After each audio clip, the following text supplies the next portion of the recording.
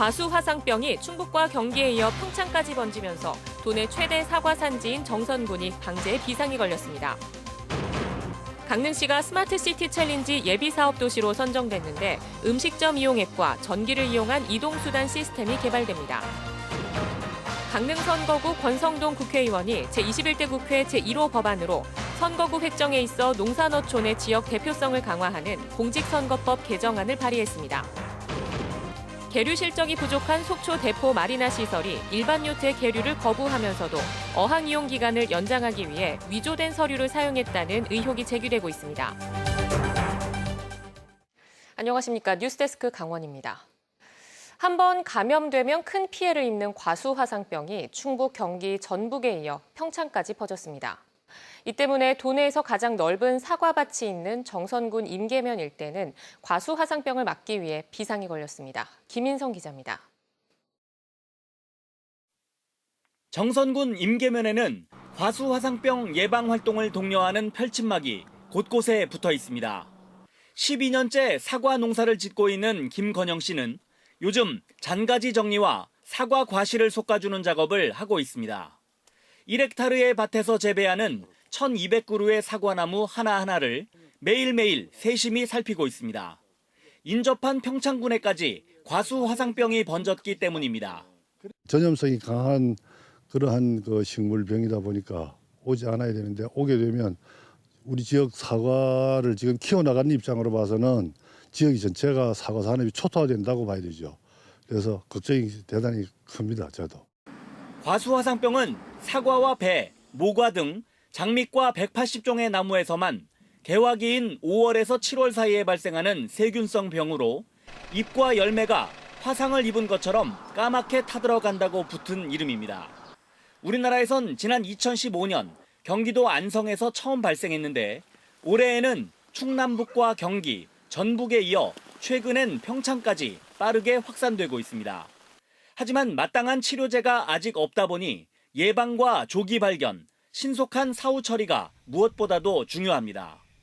과수화상병은 일단 발생하면 해당 과수원의 나무를 모두 베어 땅속에 묻고 3년 동안 다시 심을 수 없도록 하기 때문에 발생하지 않도록 막는 게 최선의 방법입니다. 정선군 농업기술센터는 최근 3가지 예방약제를 농가에 보급하고 사과나무 생육 상태를 점검하고 있습니다. 특히 농가를 오간 사람과 사용한 농기계를 통해서도 옮길 수 있어 가급적 다른 지역 농가와의 왕래를 하지 말 것을 당부하고 있습니다. 전체 과수 농가에다가 약제 지원, 그다음에 살포, 그다음에 점검까지를 모두 마쳤습니다. 그리고 앞으로도 지속적으로 과수 화상병 예방의 방지를 위해서 아주 최선을 다할 계획입니다. 따가운 햇볕 아래 사과와 배 재배에 한창인 농민들은 과수 화상병이 더 이상 확산되지 않고 여름이 지나가길 애타게 바라고 있습니다. MBC 뉴스 김인성입니다. 강릉시가 국토교통부의 스마트시티 챌린지 예비사업 도시로 선정됐습니다. 음식점 앞에서 줄을 서는 대신 편하게 애플리케이션으로 주문과 대기를 하고 강릉역과 중앙시장 사이를 편하게 다닐 수 있는 교통편도 제공됩니다. 어떤 사업인지 홍한표 기자가 전해드립니다. 강릉 월화거리에 자리 잡은 한 제과점. 평일 오후에도 주문하기 위해 길게 줄이 늘어섰습니다. 강릉 중앙시장 내 유명 맛집마다 음식을 맛보려는 긴 행렬이 이어지고 있습니다. 기다려서 맛집에 들어가서 이제 먹게 되면 이제 기다린 보람을 느낄 때가 있긴 한데요. 그래도 이제 기다리는 유명할수록 기다리는 시간이 좀 더 기니까. 민간 기업에서 개발한 주문과 줄서기 앱을 사용하는 강릉의 한 음식점. 인원을 넣어 예약 신청을 하면 대기 번호와 입장 예상 시간을 알려줍니다.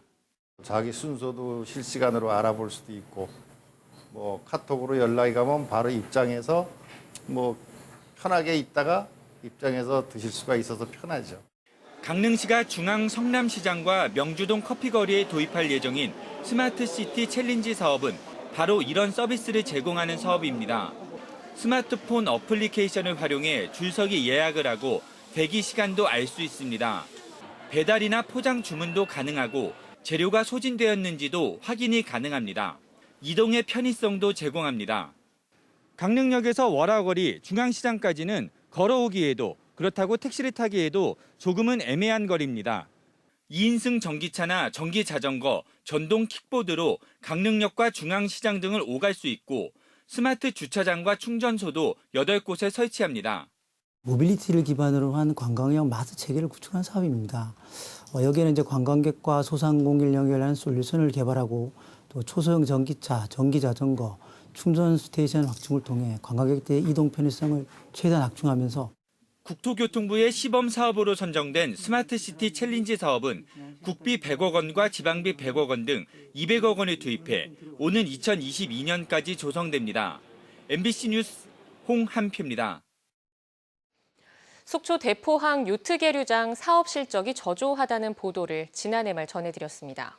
민간업체 측은 올해 초 속초시로부터 1년 동안 어항 이용 연장 허가를 받았는데 어항 사용과 점용 허가 신청에 위조된 서류가 제출되고 다른 요트들의 계류도 거부하고 있다는 주장이 제기됐습니다. 김영호 기자가 보도합니다. 마리나 시설을 운영 중인 민간 사업체는 속초에서도 비슷한 사업을 진행 중입니다. 계류시설 실적은 미비한데 업체 측은 속초시의 협조가 부족해 사업이 좌초될 상황이라며 항변하고 있습니다. 보도 시점에 앞선 지난해 4월 속초시는 어항시설 사용과 점용 허가를 연장해주는 과정에서 민간업체 측에 보완 서류를 요청했습니다. 계류시설을 이용하거나 앞으로 이용할 요트의 수요를 증명하라는 것이었습니다. 민간업체는 강릉항에 있던 다른 사람의 요트 한 대를 대포항으로 옮겨왔고 계류시설 사용 계약서를 속초시에 냈습니다. 하지만 해당 요트 선주는 배를 옮겼지만 계약서를 쓴 적은 없다고 말합니다. 그런 이야기가 있어가지고 혹시나 해가지고 정보 공개 청구를 했거든요. 지네 마음대로 계약서를 만들어 놓은 거예요. 위조해가지고. 요트 8대를 수용할 수 있는 계류시설을 놀린다는 주장도 있습니다. 김모 씨는 지난해 8월 대포항에 요트 계류를 문의했는데 일반 계류 영업을 하지 않는다며 거부당했다고 밝혔습니다. 그나마 계류된 민간업체 운영 요트 2척도 제대로 영업하지 않는다는 주장도 나왔습니다. 운행을 해도 회장 친인척들, 뭐 형 동생, 뭐 선후배 이런 사람들 와서 가족 여행 오면 전화해갖고 야 배 한 번 타줘 그러면은 돈 받고 운행하는 것도 아니고 한 달에 한 번 하면은 많이 하는 거예요. 민간업체 측은 대포항은 고급 요트에 특화돼 있고 계류 시설을 확장할 계획인데 협의가 원만하지 않아 운영이 어렵다고 밝혔습니다. 속초시는 문제가 된 사항을 검토하겠다는 입장입니다. 올 연말까지 허가가 나간 상황인데 남은 한 6, 7개월 동안 저희가 이제 계속 그걸 주시해서 확인을 해봐야죠. 여러 가지 다각도로 검토를 하고 진짜 허가를 더 이상 안 내주든지. 예. 여러 잡음 속에 요트 계류장이 제 몫을 하지 못하면서 속초 지역의 해양 레저 산업도 활성화되지 못하고 있습니다. MBC 뉴스 김영호입니다. 지난 7일 춘천에서는 30대 남성이 70대 택시기사를 폭행하고 차량을 빼앗아 음주운전을 해 경찰에 붙잡힌 사건이 있었습니다. 많은 이들의 공분을 샀지만 검찰은 가해자에 대한 구속영장을 청구하지 않았는데 택시 종사자들은 봐주기식 수사라며 엄중 처벌을 요구하고 나섰습니다. 김상훈 기자가 보도합니다. 자신을 내려주고 가는 택시를 발로 차고 여기서 오케이. 왜 그래요? 택시를 주먹으로 내리치고는 기사를 때릴 수 있다고 위협합니다. 다른 게 날릴 수 있어요. 에이, 그러시면 안 되죠. 지금 날릴 수 있다고요. 손님을 달래는 기사에게 그 위협은 곧바로 주먹이 되어 돌아오고 이 남성은 급기야 택시를 직접 몰아 사고까지 냈습니다. 보도를 통해 영상이 공개되자 택시기사들은 남의 일이 아니라며 분노하고 나섰습니다. 춘천 시내 택시 200여 대가 모였고 폭행 피해 기사도 집회에 참석했습니다. 그 악몽이 지금도 잊어지질 않습니다. 자다가도 그저 나도 모르게 뻘떡 일어나고. 경찰이 가해자에 대한 구속영장을 신청했지만 검찰이 영장을 불청구해 화를 더 키웠습니다. 구속하라! 집회에 참석한 기사들은 기사 폭행이 끊이지 않는 데다 코로나19로 힘든 요즘에도 술주정을 부리는 사람이 많아 어려움이 크다고 말합니다. 손님이 워낙 없다 보니까 성차 거부도 할 수도 없는 그런 입장이고 그래서 정중하게 이제 써달라고 말씀을 드리는 그런 편이죠. 집회 이후 이들은 춘천지검을 찾아 도내 택시 종사자 4,000명의 서명이 담긴 탄원서를 제출하며 엄중 처벌을 요구했습니다. 현행법상 사고를 유발할 수 있는 대중교통 운전자 폭행에는 가중 처벌이 적용됩니다. 최근 3개월간 강원도에서 택시기사를 폭행해 검거된 사람은 43명에 달하는데 이 가운데 가해자가 구속된 경우는 단 한 건도 없었습니다. MBC 뉴스 김상훈입니다. 최근 미디어 환경의 급격한 변화로 공영방송의 위상과 역할에도 많은 변화가 있었습니다. 달라진 미디어 환경 속에서 MBC도 새로운 도약을 준비 중인데요. 공영방송의 제대로 된 역할 수행을 위해서는 40년 된 낡은 방송제도의 개선이 필요하다는 지적입니다. 이두원 기자입니다. 공익법인인 방송문화진흥회가 최대 주주인 공영방송 MBC. 공직선거법과 정당법에도 규정된 공영방송으로 그동안 선거토론회와 재난방송을 비롯해 다양한 공익 콘텐츠를 선보여왔다는 평가를 받아왔습니다. 지역 MBC 역시 지역민의 목소리를 대변하기 위해 노력해왔습니다. MBC가 상당히 독립적인 의지가 강했기 때문에 역할을 많이 해왔습니다. 그런 부분을 우리가 국민의 어떤 소중한 자산으로 삼고 미디어 환경 변화 속에 유튜브 등 해외 OTT 등장으로 각종 영상 콘텐츠가 난립하고 있는 상황에서 공영방송의 공익 콘텐츠에 대한 필요성은 높아지고 있지만 MBC에 대한 공적 지원은 전무한 상태라는 지적입니다. MBC에 대해서 우리 사회가 공적 가치를 부여한다면 저는 재원의 일부를 공적 자금이 지원되는 게 마땅하다는 생각입니다. 특히 MBC는 방송발전기금을 가장 많이 분담하면서도 지원받는 항목은 없어 분담금보다 많은 액수를 지원받는 다른 공영방송에 비해 불리한 처우에 놓여 있습니다. 감동과 재미를 주는 프로그램으로 국민들을 위한 서비스를 해야 되고 선정주의적인 어떤 방송만으로 치우쳐서는 안 된다는 그 요구에 저희가 답해야 된다는 것이죠. 이런 것들이 계속 이어지기 위해서는 저희도 노력해야 되겠지만 또 여러 가지 제도적인 지원도 필요하다. 저는 이렇게 생각하고 있습니다.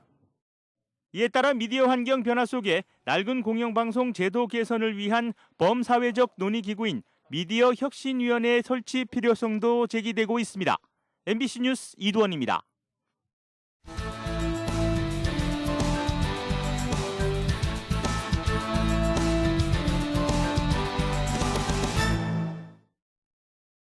강릉 지역 권성동 국회의원이 제21대 국회 1호 법안으로 공직선거법 개정안을 발의했습니다. 무소속 권성동 의원은 선거구 획정에 있어 농산어촌의 지역 대표성을 강화하도록 공직선거법을 개정하기로 했습니다. 현행 선거법의 경우 농산어촌 대표성을 반영하도록 하고 있지만 강제성이 없는 관계로 지난 총선을 앞두고 선거구 획정 과정에서 최대 6개 시군이 묶이는 공용 선거구가 거론되는 등 혼선을 빚었습니다. 시동을 켜놓은 15톤 트럭에서 불이 나 화재 원인을 놓고 조사가 진행 중입니다. 강원 뉴스 마칩니다. 시청해주신 여러분 고맙습니다.